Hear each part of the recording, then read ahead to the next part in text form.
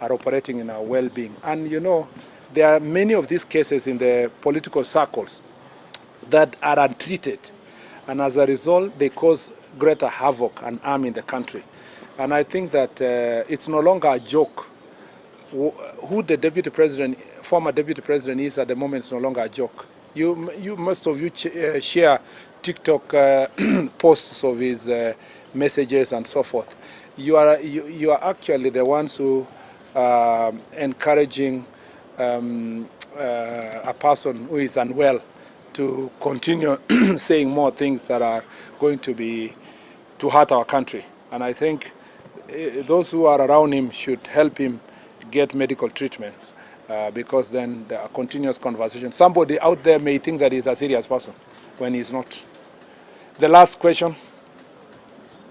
Thank you, Maina. The question is security status of Narok and the surrounding counties, especially as you mentioned about land conflict, stop them and such. I see you have a very powerful security team, including the chairperson of the National Security Committee, the National Assembly. How do you assure the people of Narok and even Transmara, even Bomet, that such acts of clashes of those kinds of crises would end and come to a stop permanently? You see, Maina, management of security of a country is a continuous process.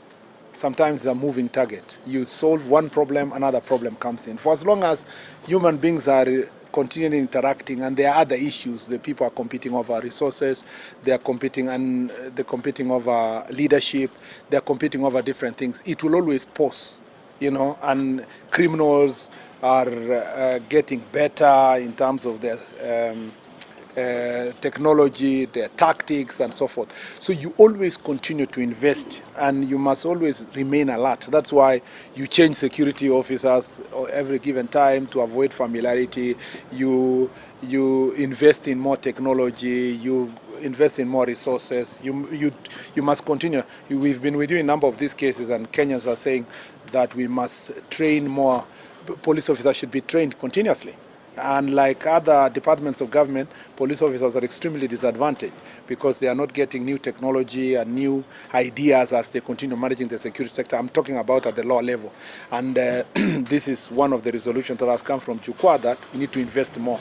So the thing is not to say whether or not we'll face the challenges. It's always to be prepared and ready continuously. And it's important that the chair of the committee is here, because budget is also a very important issue, that for us to achieve all these security issues. People have been talking about the security budget. It is absolutely nothing. That is only for salary and emoluments. Capital investment in the security sector is very low. Building of police stations, buying of vehicles, fueling, operational resources, authority to incur expenses. Those has been, you've had in many of our Chukwa Usalama for the 26 counties, that poses, continues to pose a challenge. And so working together, that's why we are all with the leaders today, including county government. There are always ways for people to make a contribution in this direction. Asante sana. We'll go and pay a courtesy call to the governor. Thank you. How are you?